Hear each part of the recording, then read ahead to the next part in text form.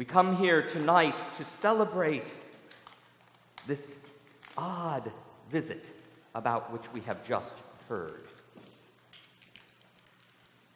We don't really know who these people were who came to visit with Jesus. Contrary to what tradition has told us, contrary even to the carving in our nativity set, it is almost certain that they were not kings. That idea of calling them kings is something that arises centuries after the birth of Jesus and probably has something to do with the psalm that we read together this evening, with that prediction that the kings from afar would come to pay homage. The Greek word that we have in Matthew's gospel is magoi. Everywhere else that word appears in the gospel or anywhere in the New Testament or even in the Greek portions of the Old Testament, that word gets translated as magicians. In this one instance, we do not do that. We translate it as wise men, probably because our ancestors just couldn't get past being uncomfortable over the idea that the first visitors were not just foreigners, but magicians on top of it. We know from outside of Christian literature that word magoi is almost exclusively used in Greek to refer to the priests of the Zoroastrian religion out of ancient Persia. If you go to Iran today, you can still find little pockets of Zoroastrians practicing their faith. It is a very ancient religion, but it is very much unlike our own Judeo-Christian tradition. It is a religion in which people read the stars and do other forms of divination. And I think that is really the point of these people who come to meet Jesus. If you know your Old Testament, you know that people who practice astrology and divination and magic get singled out for special mention as being unclean. And that is really the point that moves over and over through Matthew's gospel. That all the people that we would just as soon shut out away from God, that they are the ones who will receive the good news before any of the rest of us. Later on in the story, it's people like tax collectors and prostitutes and other sinners. But at the beginning, it's even worse because those people are at least still Jews. The story begins to make sure we really get the point.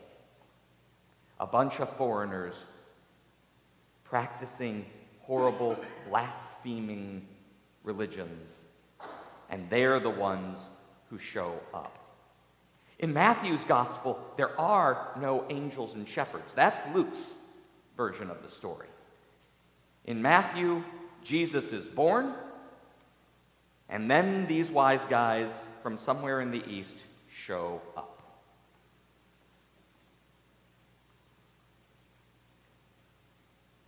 Matthew wants us to get that point, that these people are not us. We're the people who are supposed to be there, right? The people who should be there are our forebears, Pharisees and priests and good pious people from the temple and the synagogues, the people who bother to come out on a Wednesday night in early January to go to church. And none of us come.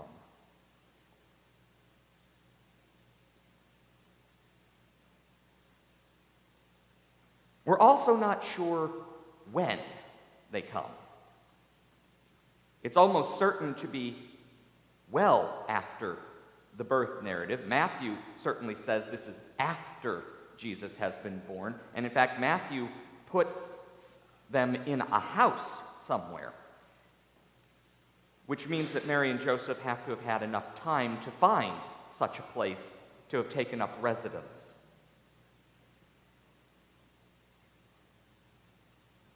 Matthew will go on to give us the story of the murder of the innocents by Herod that follows immediately after the visit of the wise men. And in that case, Herod orders the murder of all boys in Bethlehem 2 and younger. So we really don't know. Herod didn't know exactly when this baby had been born. And we don't know exactly when he's been born in relationship to this visit anyway. What we can be assured of is that they're late. Again,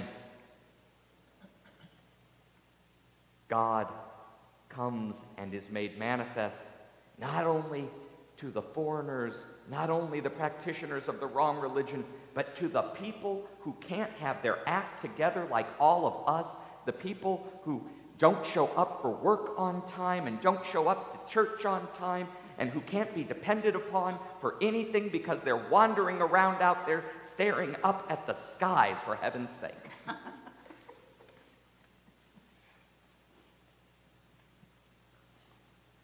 And then there are these weird gifts. Okay, they're not all weird. We get gold. We like gold. We know what it looks like. A bunch of us wear bits and baubles of it around. I looked up today what the cost of gold is closed at per ounce. It closed today at $1,165.70. If you have gold, you like it, it's worth something, you understand it. Our society is built around it. So gold is not the part that gives us pause. It's the other stuff. The weird little rocks of tree sap. That's what frankincense and myrrh are. Little beads of tree sap, frankincense from trees that live on the edge of the desert in the Arabian Peninsula. Myrrh from trees that live on the edge of the desert in Ethiopia and Somalia. In those days, to get frankincense and myrrh meant a long journey through horrible wilderness, past bandits and lawless tribes. And gold was not the most valuable thing that those Magoi brought.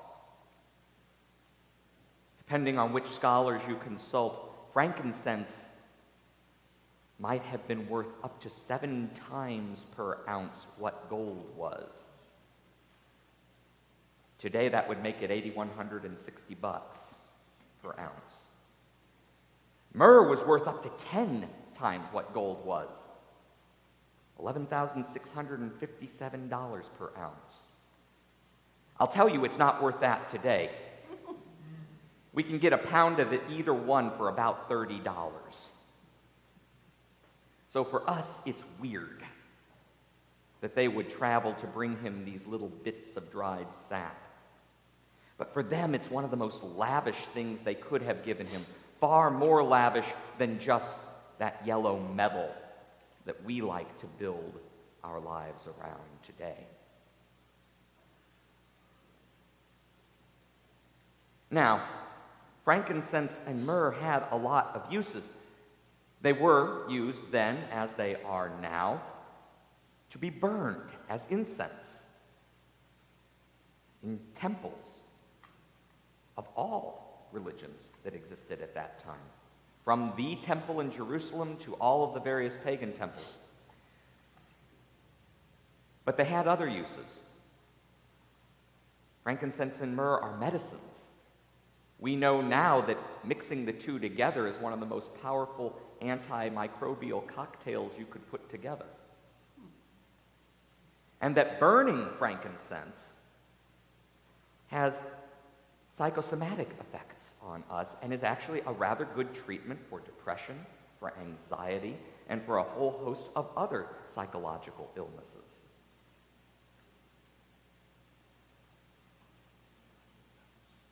And myrrh, in particular, was used to prepare bodies for burial.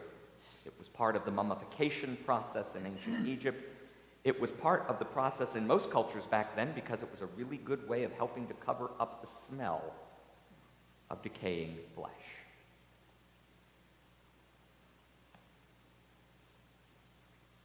I still think, though, that despite all of these things that you can use the frankincense and the myrrh for, that the point is the extravagance. The point is that not only are these visitors from the wrong place and the wrong religion showing up at the wrong time, but they beat anybody from Jesus' own tribe in bringing their gifts. Maybe, and I say maybe because we have no testimony to this effect, but maybe one of the shepherds happened to bring a lamb or a basket of fruit. These guys brought some of the rarest things you could find across a long and dangerous journey from their homes to present to this little baby born in a backwater town of Judea.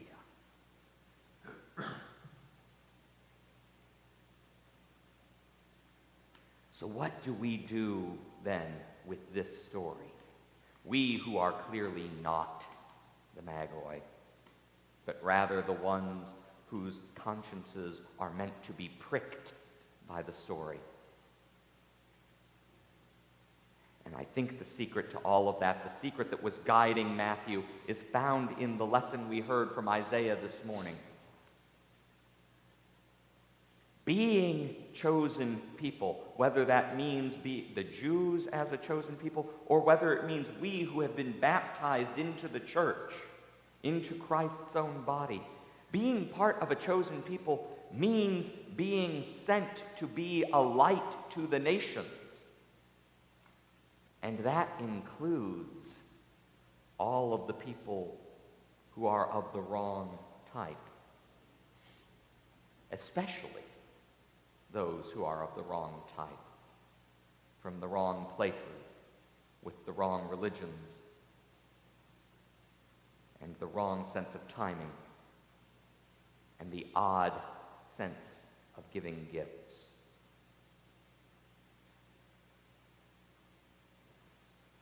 We are called here tonight not simply so that we can know ourselves as those who are saved by this little baby who is indeed God with us, but so that we can give testimony to him, so that we can live lives which show others the mystery of incarnation that we encounter here in this place, in one another, in bread and wine, in that little baby born so long ago.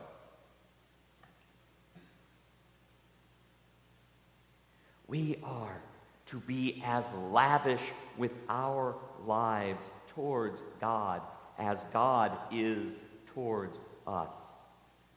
Far more lavish than just some weird rocks, whether they be the shiny yellow kind or these bits of sap.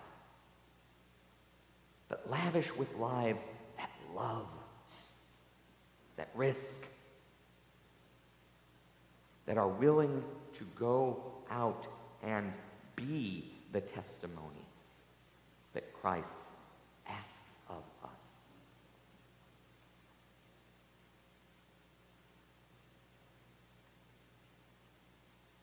Every year, as I approach this feast of Epiphany, I am drawn back again and again to this little poem by Howard Thurman called "Now the Work of Christmas Begins."